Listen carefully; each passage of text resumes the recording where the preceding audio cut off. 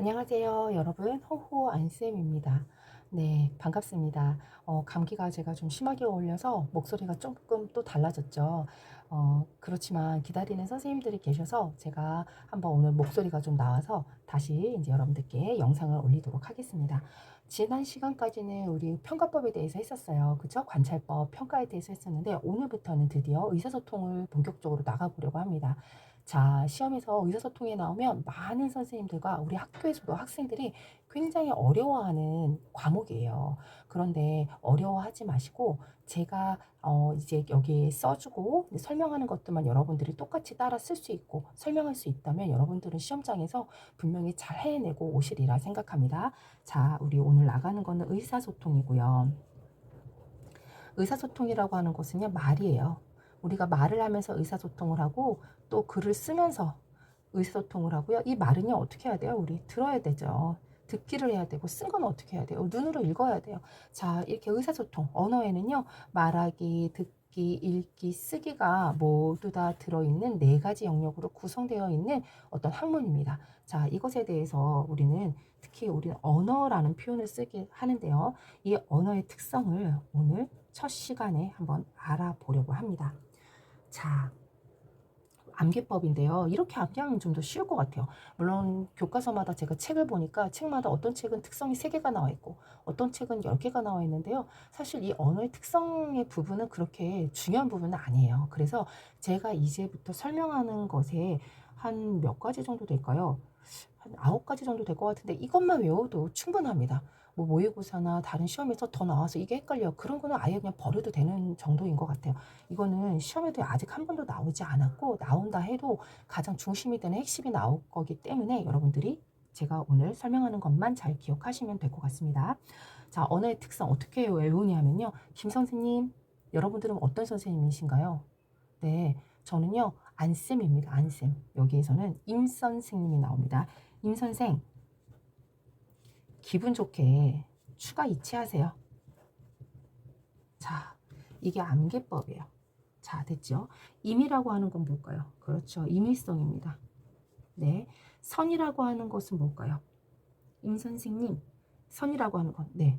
네, 여러분들이 잘 하시고, 이제 잘 기억은 아니죠. 잘 알고 계시면 선이라는 건 없어요. 자, 생이라는 건 뭘까요? 생산성입니다. 자, 기라는 건 뭘까요? 기호성이에요. 분이라는 것은 뭘까요? 그렇죠. 분절성입니다. 언어는요, 여러분들 왜 띄어쓰기를 해야 된다고 하잖아요. 그게 분절성이에요. 자, 추가 이체, 추상성이고요. 가는 뭘까요? 가변성이죠. 자, 이는 뭘까요? 이원성입니다. 자, 체는요? 그쵸. 체계성이라고 해요. 그럼 몇 개이죠? 하나, 둘, 셋, 넷, 다섯, 여섯, 일곱, 8개. 8개만 잘 기억을 하고 계시면 이것만으로도 충분하다는 거죠. 시험에 한 번도 안 나왔기 때문에 시험에 나와도 여기서 기본적인 것만 나오게 될 것이기 때문입니다. 자, 그렇다면 임의성 먼저 한번 해보도록 할게요. 임의성이라고 하는 것은 핵심 단어가 사회 구성원의 약속이에요. 약속. 합의가 약속이잖아요. 사회 구성원의 합의로 이루어진 무엇이냐면 상징입니다. 자, 왜 그래요? 우리나라 사회 구성원이란 사회라고 하는 것은요. 큰 사회가 있고 작은 사회가 있어요. 그쵸? 큰 사회, 우리나라에서 기본적으로 하는 이 언어에서 말하는 사회는 국가를 이야기해요. 즉, 한국에서는요, 해를 뭐라 그래요? 해로 제일 해봅시다. 뭐, 해나 눈이나 똑같죠. 하늘에서도 펄펄 내리는 눈을 우리는 눈이라고 하잖아요. 그쵸? 근데 미국에서는 뭐라고 해요? 이 눈을. 그렇죠. 스노우라고 하잖아요. 그쵸?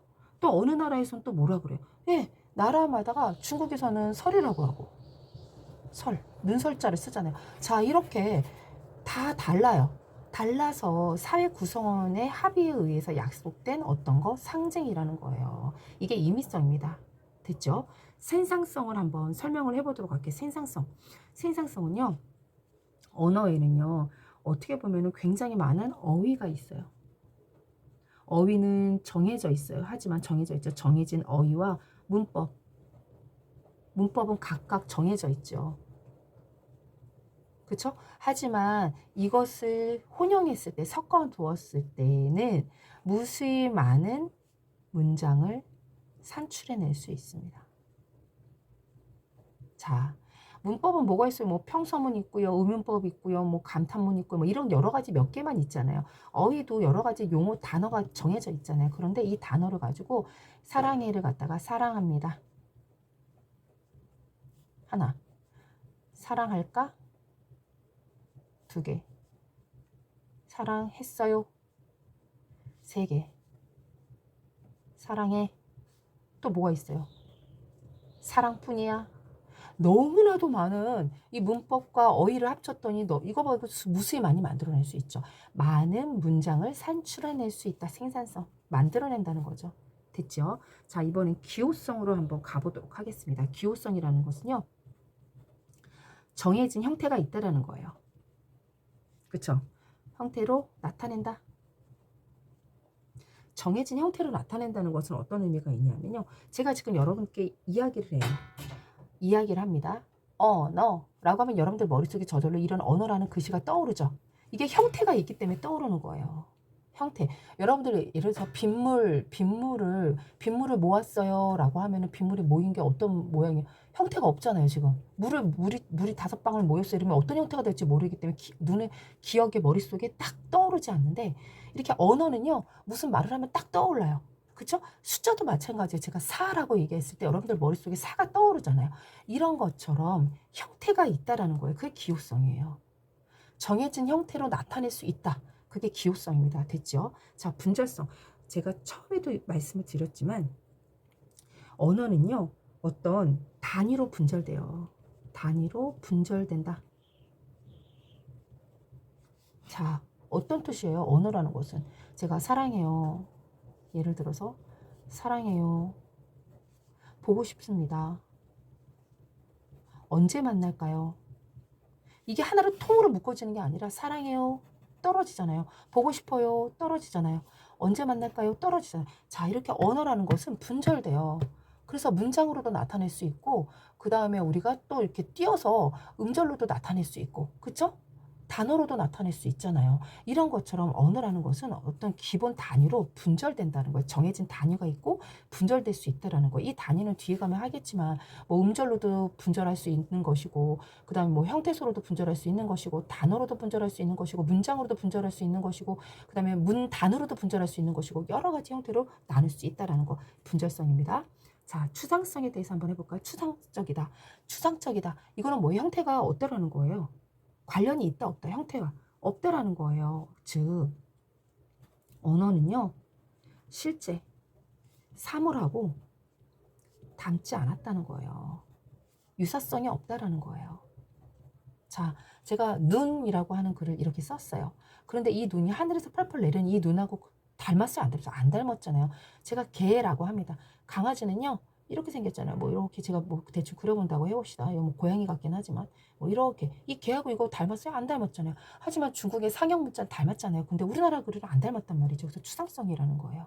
실제 사물하고 이 언어하고는 유사성이 없어요. 관련성이 없습니다. 유사하지 않아요. 됐죠? 유사하지 않다. 가변성이라는 것은요, 변한다는 거예요. 시대에 따라, 뭐 상황, 시대에 따라, 시대가 낫겠네요. 시간의 흐름에 따라 변한다. 변한다. 뿐만 아니라 어떻게 된다? 그쵸. 생성되고 또 어떻게 된다? 소멸된다. 예전에는요, 자장면만 맞는 말이었고 짜장면은 틀린 말이었단 말이에요. 그런데 요즘에는요, 사람들이 하도 짜장면이란 말을 많이 쓰다 보니까 이것도 어떻게 돼요? 짜장면도 표준어로 됐어요. 그쵸? 표준어로 됐어요. 이런 것들. 그 다음에 예전에는 스마트라는 말이 없었어요. 스마트폰이라는 게 없었단 말이죠. 근데 핸드폰, 옛날에 유선전화기밖에 없었잖아요. 근데 요즘에는 핸드폰이 나오면서 스마트폰이라는 용어가 새롭게 나타납니다. 이런 것들이 바로 새롭게 생성되고 소멸되더라 라는 것이 바로 가변성이라고 여러분들은 이해하면 되겠습니다. 또 맞죠? 그리고 옛날에는요, 뭐 어떤 뭐 미리네라는 말이 있었대요. 미리네. 근데 요즘 이런 말 안 쓰잖아요. 그러니까 옛날에 사용했던 말들이 시대에 걸맞지 않아서 없어지기도 하더라. 라는 것이 바로 가변성의 의미입니다. 가변성은 변한다 뿐만이 아니라 달라진다 뿐만이 아니라 생성되고 없어지기도 하더라. 라는 것까지 포함된다는 것을 여러분들이 잘 기억을 하시면 되겠습니다. 자, 이원성. 언어라고 하는 것은요, 의미적인 차원과 의미 차원하고, 그 다음 또 어떤 차원에 있어요? 그쵸. 소리 차원에 있습니다. 두 가지로 나눠진다는 거예요. 언어는 의미와 소리로 나누어져서 설명할 수 있다라는 거죠. 우리는 뭐 예를 들어서 뭐 책을 읽었다 할 때 책을 이렇게 해서 책을 읽는 소리는 이렇게 쓰잖아요. 하지만 이 의미는 이게 아니잖아요. 책을이라는 의미잖아요. 라는 것처럼 언어는 두 가지로 나눠서 설명할 수 있어요. 소리 차원과 이 의미 차원으로 나눌 수 있다라는 것을 여러분들이 기억을 하고 있으면 되고요. 체계성이라는 것도 굉장히 중요하죠. 언어에서 체계성이 없으면 말이 통하지가 않아요. 체계성이라는 것은 쉽게 얘기하면요. 언어에는요. 정해진 규칙이 있어요. 정해진 규칙이 존재한다라는 거예요. 그래서 체계적으로 사용해야 한다. 자, 요 말이 생각이 안 나면 무조건 규칙이다라는 거예요. 규칙이 있어야 돼. 예를 들어서 우리나라는요. 어떤 규칙이 있어요. 아빠가 웃어요 라고 할 때 아빠가 뭐예요? 주어잖아요. 그쵸? 주어 다음에 동사를 쓰잖아요. 자, 아빠가 춤을 춥니다 라고 이렇게 하잖아요. 하지만 외국에서는 영어는 다르잖아요. 그래서 우리나라만의 이 체계성, 문법의 규칙이 있습니다 라고 하는 것이 바로 언어의 특징입니다. 자, 오늘 여러분들이 기억해야 될 것은 어떤 거냐면요. 바로 이 부분이죠. 언어의 특성은 임 선생 기분 좋게 추가 이체하세요 라는 거예요. 자, 기억할 수 있겠죠? 임 선생 기분 좋게 추가 이체하세요 라는 거. 임의성이라고 한다는 것은요. 사회 구성원들이 정해서 만들어 놓은 상징이다 라는 것이고요. 생산성이라고 하는 것은 정해진 어휘와 문법은 딱 정해져 있지만 이거 둘을 조합하면 무수히 많은 문장을 만들어낼 수 있다.